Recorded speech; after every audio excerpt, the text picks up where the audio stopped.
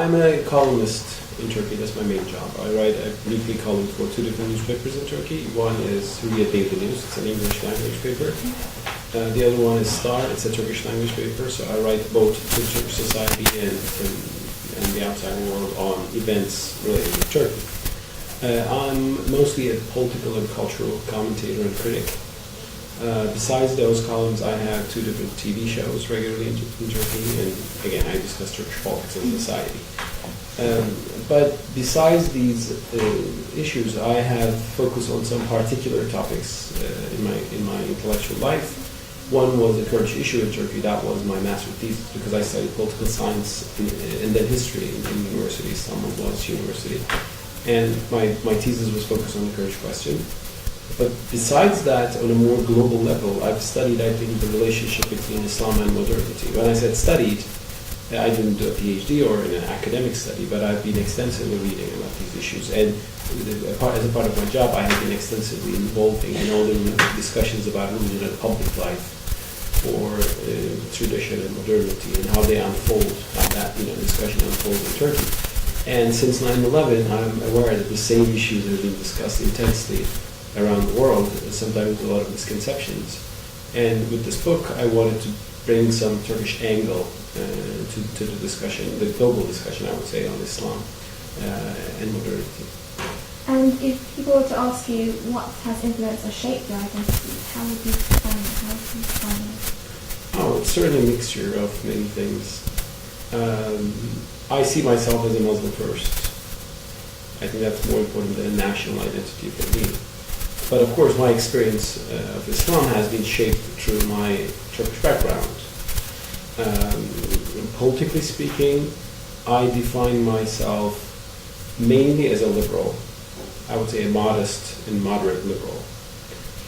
Liberal in the sense that I value individual freedom, and I want political structures like states to interfere in individual life as little as possible. So I believe in a limited government and freedom of the individuals and civil society. In Turkey, of course, these have been discussed extensively because the Turkish state tradition has been quite authoritarian and willing to interfere in both civil society. Actually, the Turkish state tradition did not even leave room for civil society for a long time, and even the lives of individuals.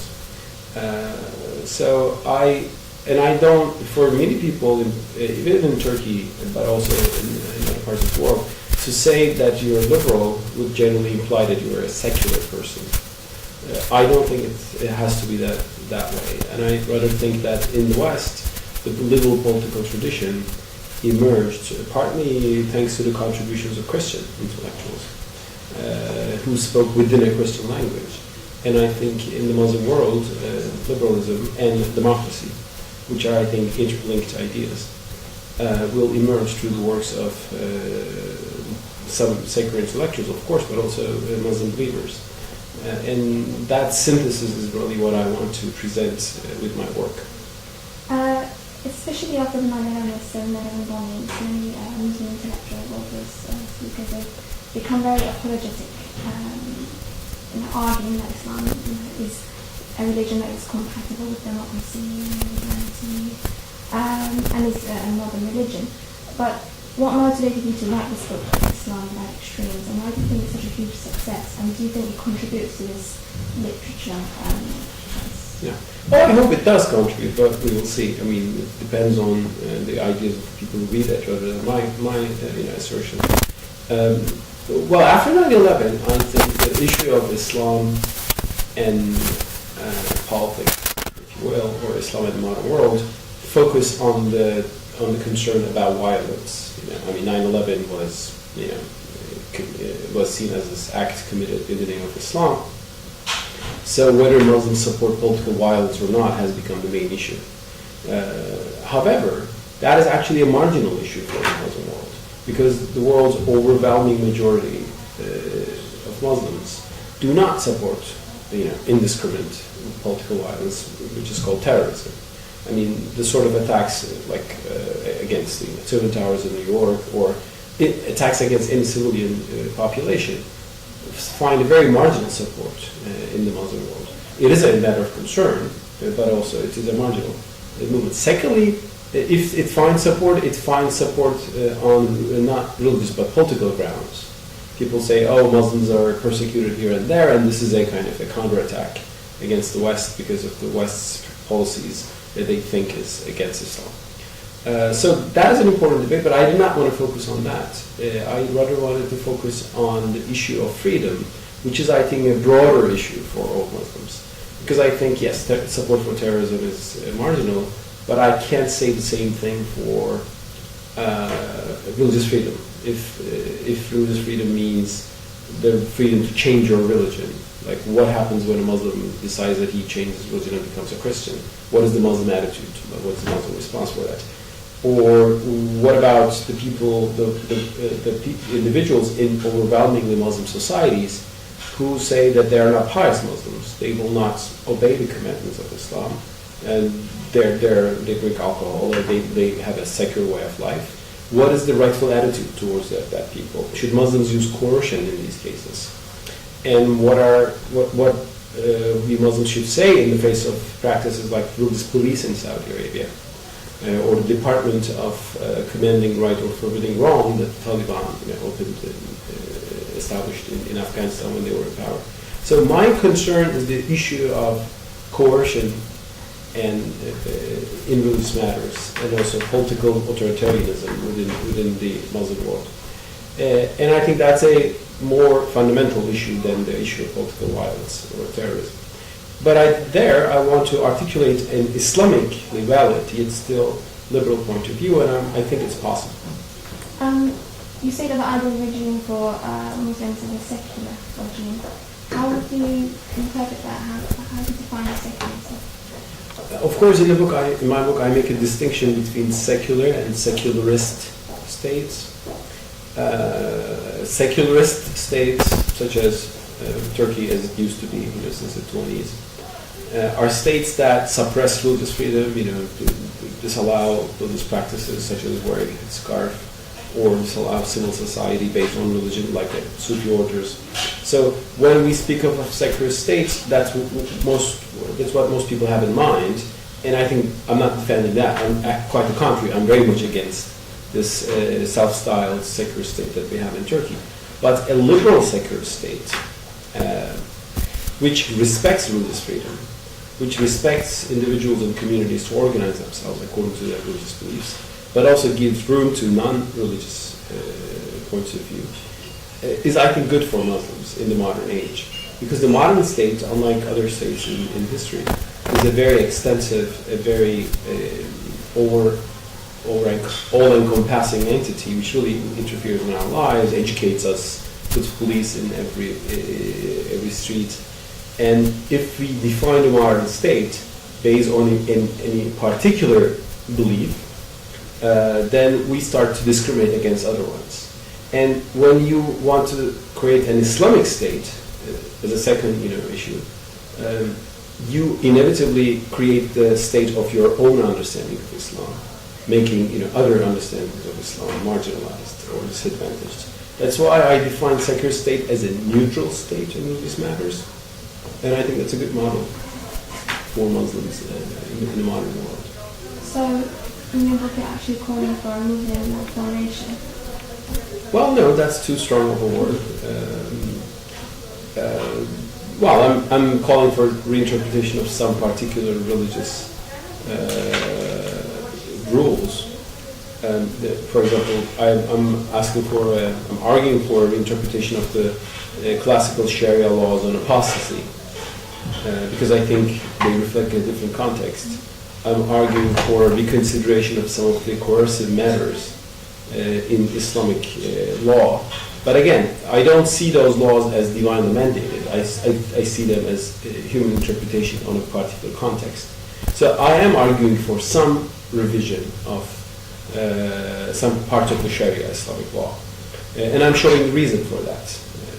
But when you use the term reform, especially with a big R, Muslims begin to think that what you're advocating is abandoning the divinely mandated parts of Islam. But I would never advocate that as a Muslim. I'm rather arguing, like other theologians do in Turkey, that we should distinguish between what is historical and what is religious. And the historical parts of religion, which are interpretations based on a particular context, I think needs to be changed over time.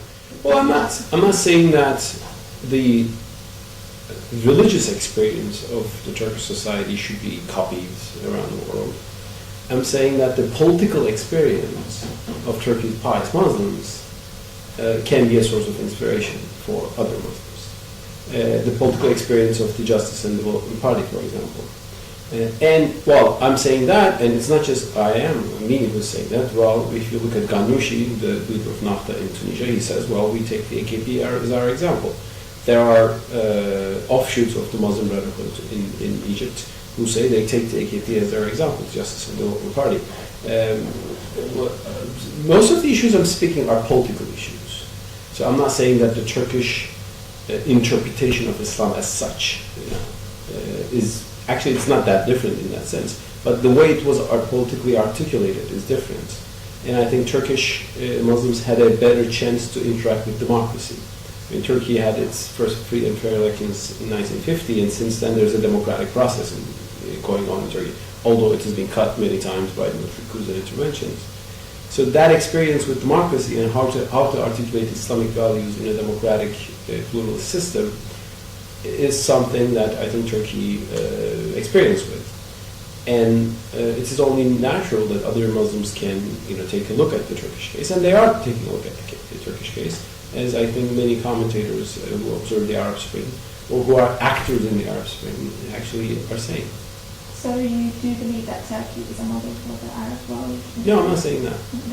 I'm saying that Turkish political Islam can be a model for the Islamic movements in the Middle East who want to be actors in the democratic game rather than who aspire for an authoritarian ideological state. So I'm saying it's something a bit more modest than saying that Turkey is an example.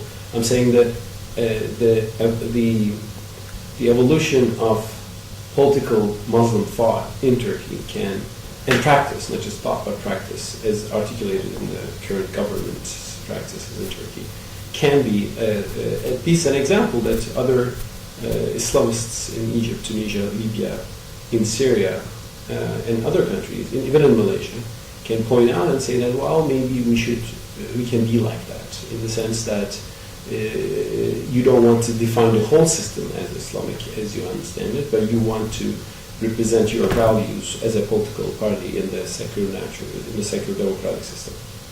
You mentioned the AKP party, Prime Minister Tayyip Erdogan.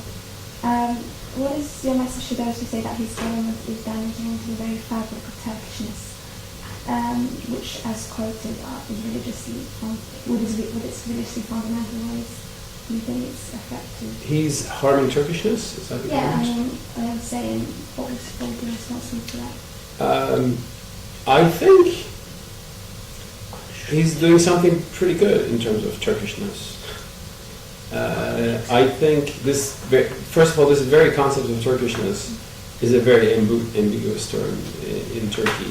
And since the beginning of the Turkish Republic, since the beginning of the Kemalist Revolution, which was the beginning of a secular dictatorship in Turkey, which lasted for more than 2 decades, Turkishness has been a state-defined identity imposed on all citizens, and which turned into an assimilationist policy against non-Turkish citizens, including, of course, the Kurds and other minorities, cultural minorities. Erdogan, I have my criticisms to Erdogan here and there, but on the issue of citizenship, I think he has done a good job by reiterating that in Turkey there are Turks, Kurds, Arabs, Albanians, Bosnians, all sorts of people, and all of them are Turkish citizens, citizens of Turkey, let me say. And I think that's a good definition we need.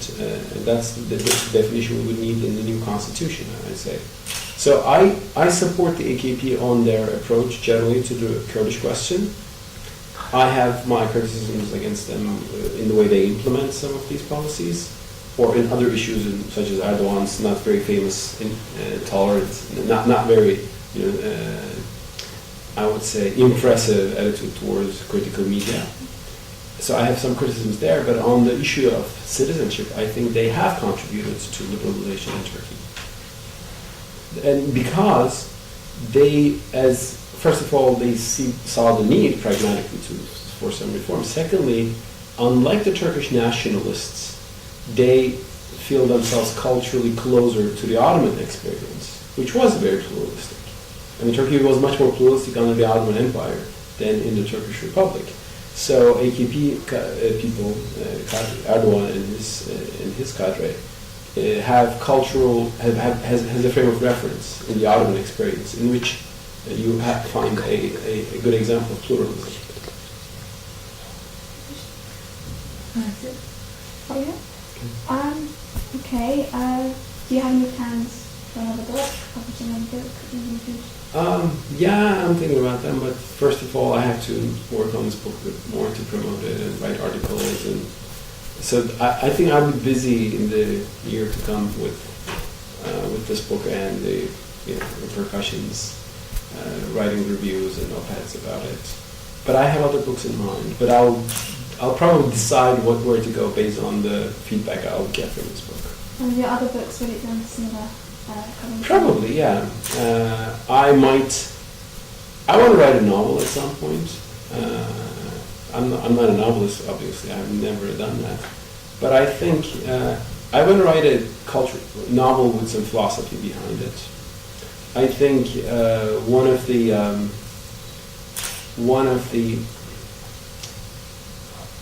examples that we see in the West, how Christians responded to modernity, is that they have represented, re-articulated their Christian culture. I mean, Victor Hugo wrote The Miserables, and there you find a very good representation of the Christian values. So maybe the Muslim world needs works like that, novels like that, and plays and so on. I think instead of thinking modernity as something that Muslims should stay away from, I've always thought that Muslims should be in it, but represent themselves in modernity with modern means. But and with a new language, with a new style. But remaining true to their principles. I mean, an example with this would be, there are some clerics in the Muslim world who would say, do not watch television. Television is evil. Well, that's one way of looking at the world. Another way of looking at the world is that, well, let's watch TV. Let's make TV. Let's make TV programs that will be, representing our values, and even make them so well that it will represent our values even to people who do not think like us, not just for the preaching to the choir, so to say, but also let's give a universalist message of Islam, which will also mean something for the non-Muslims all around the world. So I would like to write a novel or maybe create a narrative that would be an example for something like this. There is a I think sometimes agreement with some illiberal or intolerant Muslims and some Islamophobic Westerners. They both accept that Islam does not accept an open society. So according to Westerners, that's a reason to reject Islam and be anti-Islamic. And according to the more, I would say, illiberal, intolerant Muslims, that's a reason to reject democracy. But I disagree with both, obviously. Or you can even see the same thing. You can see a great parallelism between Osama bin Laden and Ayaan Hirsi Ali in the way they both think that Islam legitimizes indiscriminate killing. I disagree with both. I think no, Islam has rules of war. It does not justify killing of non-combatants, innocent people. So I'm against both sides in that debate. So the book is meant to be ask questions, offer some answers which will force both Muslims and non-Muslims who are concerned about Islam to rethink some of the issues. For example, I'm showing that there are parallelisms between the origins of liberal thought in Europe and some of the early Islamic schools of thought. Some of the arguments that John Locke made in his A Letter Concerning Toleration can be found in early Islamic texts. Arguments about like the decision about who's right and wrong in religious matters is only known by God, so it should be postponed to afterlife. There's a particular school of thought in early Islam called the postponers. They said, despite the Hawarij, who were very radical and exclusivist fundamentalists, if you will, they said, no, only God knows ultimately who is right, so we should just do our practice and leave God to decide. And John Locke says the same thing 1,000 years later in his Letter Concerning Toleration. So instead of thinking that Western values and Islamic values are ultimately at odds, so Muslims should reject the West or the West should reject Islam, I'm saying no, actually there are some parallelisms. And Islam can have its own democratic liberal path. Islam can have its own modernity. Of course, it will be different. I mean, people are speaking about modernities now, not just one modernity. Of course, a predominantly Muslim society can be democratic, but some of the choices in that democracy will be different from the Western societies or maybe Eastern societies. But this doesn't mean that it will be less of a democracy. So my book is an effort to, to question some cliches about these issues and to show some little-known facts about the histories of Islam in the West. I know very similar path to this Islam and liberalism topic is also Islam and feminism, and many women advocating that Islam self-liberates women, and there can be found sources for women to sort of develop a very Islamic understanding of feminism. Do you think this is very similar? It's sort of same approach to this liberal thought you are having? Exactly. I mean, in Turkey, as you know, we have a group called Islamic feminists or Muslim feminists. They probably do not define themselves feminists very insistently because the word feminism is seen as a, as an alien, like a secularist, like a concept. But they do women's rights. They do support women's rights, but they're pious Muslims. Of course, the way they understand women's rights might be a little different from some of the secular feminists. I mean, according to some secular feminists, sexual liberation is a key. But, well, that's their choice. Well, you can... The critical point here is that freedom doesn't mean that you will have no limits to your desires. That's one understanding of freedom. Freedom also means that you will limit your desires by your own conviction. And that is also freedom. So that's, I think, and Islamic feminists can argue, that neither the state nor her husband will be dictating to her, but he can choose to wear the veil. She can even choose to wear the burqa. I mean, if she wants to wear that, that's her choice, and nobody should be saying anything about that. So I think that's why I think we should have to capture the word freedom from the secularist agenda, which defines freedom necessarily from freedom from religion as well. Freedom is also freedom of religion, and freedom to be pious, freedom to be godly, and freedom to be putting limits to yourself in terms of your desires. Would you say that addressing these topics is not only sort of opening up people's minds, also sort of stealing words, so for instance using feminism, Islamic feminism, and then sort of changing the understanding of it, same with freedom, same with liberalism and democracy, sort of a fight of words. Sorry, did I make myself, so for instance,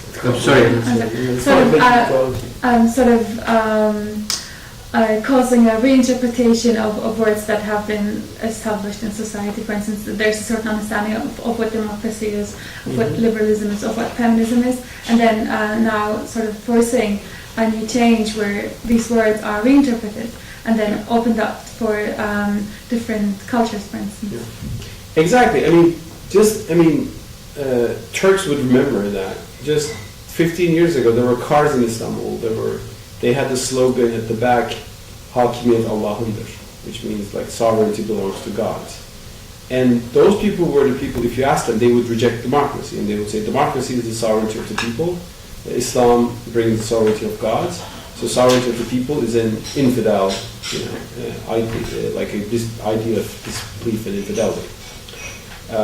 Well, that argument disappeared in Turkey to a great extent, and now pious people understand that there is no contradiction between the principle of sovereignty of God, that's a cosmic metaphysical concept, and in the political level, actually maybe this is manifested as the sovereignty of the people. At least there is no contradiction between the two. And so democracy is now not a dirty word for Turkey's Muslims. Actually, it is a very cherished concept. The Turkey's secularists do not like democracy that much. The Turkey's pious Muslims actually have been supporting democracy all the time. But democracy is a Greek term, obviously. It comes from demos. It's not found in classical fiqh books.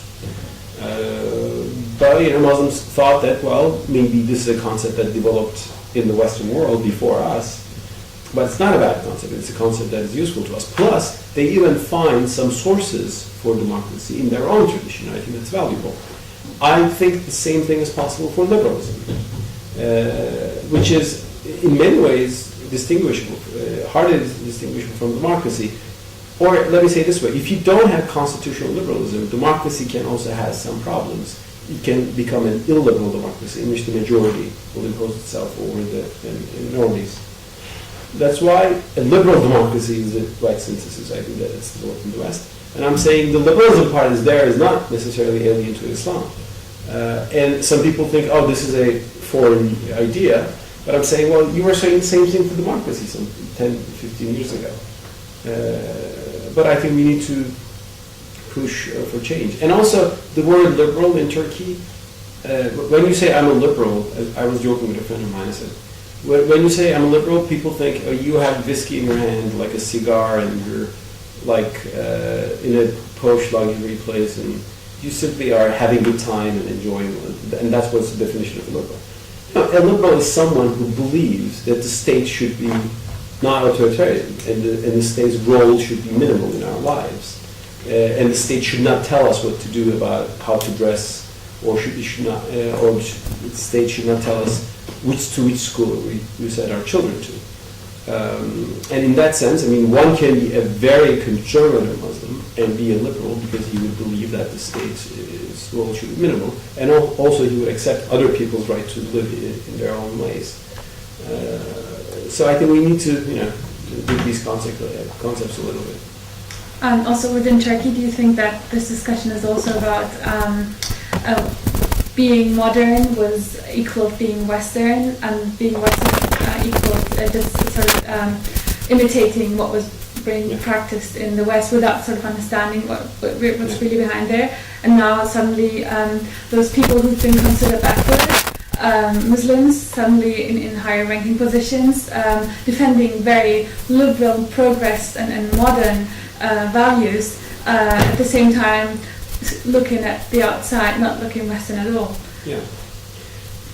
Certainly. In the West, first of all, being a Muslim is not synonymous with being an Easterner. There are Muslims who are Westerners in the way, they grew up in the West. Maybe some of them are converts. But they are Muslims. So Islam is a universalist religion. It's not a religion of the Middle East. It's not a religion of the Arabs, the Turks, or the Persians. So I think with their cultural anti-Westernism, some Muslims fall into the trap of trapping Islam within their own cultural milieu, whereas Islam should be universal, and there should be not one way of, Muslims sit this way or eat this way. Well, no. There are rules, of course, of Islam, but you can implement them in millions of ways. That's one thing. Secondly, of course, to modernize themselves, non-Western civilizations do not need to Westernize themselves. Of course, Kemalism in Turkey didn't know that distinction, it didn't believe in that distinction, and wanted to Westernize Turkish society through a cultural revolution. That's why we changed the alphabet, the dress code, everything. But when you look at Israel, for example, it is using the alphabet, another version, a parallel, version of the alphabet, the Hebrew alphabet, which is very close to Arabic in structure. We Turks abandoned by law. It actually, Hebrew was almost a dead language. They revived it intentionally And Turks intentionally destroyed their language, which was there for centuries. Or the Japanese or the Chinese have apparently not changed their culture through a cultural revolution. Well, in China, Mao tried a cultural revolution, but that was disastrous. And now I think Chinese are using a more normal way, just economic progress.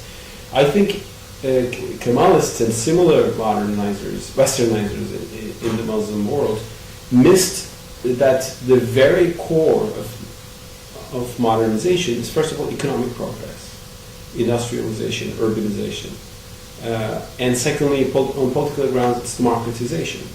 But they were interested in none of that. They were rather interested in making every citizen forcefully, making them to live like the Westerners. And I think that's one of the most mistaken ideas in world history. And Turkey has suffered a lot, I think, from that perception. But yes, as you say, these are changing. And in Turkey now, the smarter people can realize that, well, sometimes the pious Muslims can be more liberal and democratic-minded than some of the so-called progressives who live like the Westerners, but who are almost fascist in their political ideology. Fascism was actually a Western idea, so let's not also forget that too. So they're on the... I think one thing, the Turkey's secularist illiberal elite, the old elite, if you will, is a bit like the whites of South Africa, in the sense that the whites of South Africa is a very Western, social class. They, drink tea at 5 o'clock like the British do, or they live like the West, but they did not want to accept democracy and equal citizenship, which is what the West has come to as a political system. They rather wanted to impose their authoritarian, discriminatory, this racist apartheid regime. In Turkey too, there was something of almost like an apartheid regime against the conservatives, and it's still not totally disestablished. I mean, we're going slowly and slowly. Still, that we have a ban in public square against ladies who wear the veil. And I think it should be totally banned everywhere. And you should, with a veil, you should be a policeman, you should be a judge, you should be a school teacher, a prime minister, a president, anything. But I think it was unwise and sometimes hypocritical for the Westerners to think Turkey's secularist authoritarians as Turkey's progressive liberals. They were simply not. And I think more people are getting that nuance, I think, day by day. One way of looking at Islam. They don't see Islam as essence, Islam by itself. They would probably think your Libyan version of Islam would be quite an insult to religion. Insult to religion? Who would think that? I would say that's the Salafis. Salafis would think that. Most likely. What about Turkish Muslims here? Turkish Muslims here, they don't think about these topics. They don't care? No, they don't really care. I don't want to generalize, but being brought up here and raised, I would say that they don't find these topics very... They just eat kebabs and, they just have kebabs. Cultural. I think sometimes they do not think about it, but they practice it, so they're very liberal, but at the same time they're Muslim. Yes or no. So there's no contradiction there. But I think it's like an identity crisis for a lot of Turks. They just don't know who they are. They don't know whether they're Turkish, British. I don't want to generalize, but I would say they're more aligned with the British culture. And when it comes to Turkey, they felt very nationalistic when it comes to Turkey, but at the same time, they have nothing to do with the culture. They're not immersed in the culture, they're just Turkish by name. But are these the secular Turks or the more practicing Turks?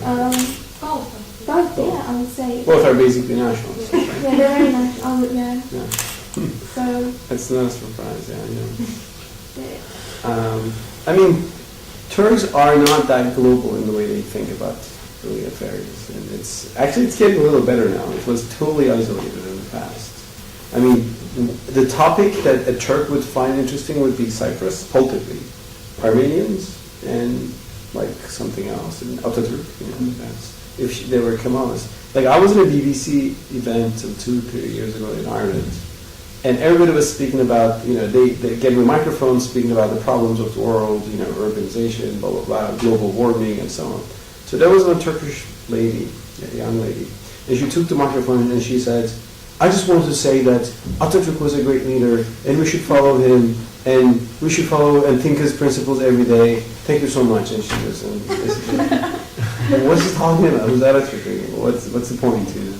That's the only thing that they have as a political, vision or value.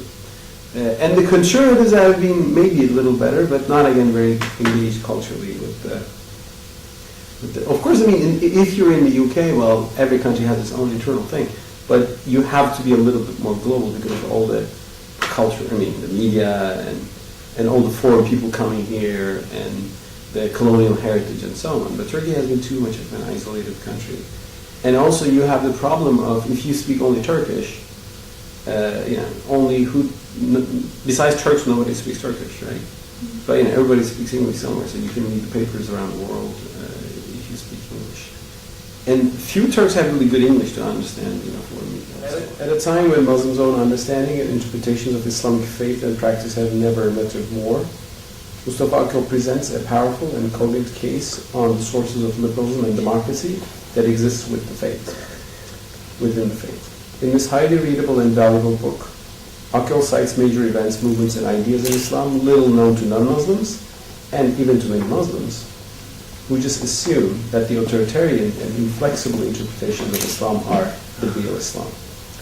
Akyol passionately argues why this isn't so, and raises great hopes for the future evolution of liberal and democratic thought and practice within Muslim society. So this is actually what the book is all about. You got it. And do you have a favourite part of the book that you might want to read out? You should read the introduction. Yeah, even the conclusions. The introduction is good, and it's a little personal as well. Yeah. The thing is, it's not a boring book. It's not a boring academic dry book. So there are chapters on the current Turkish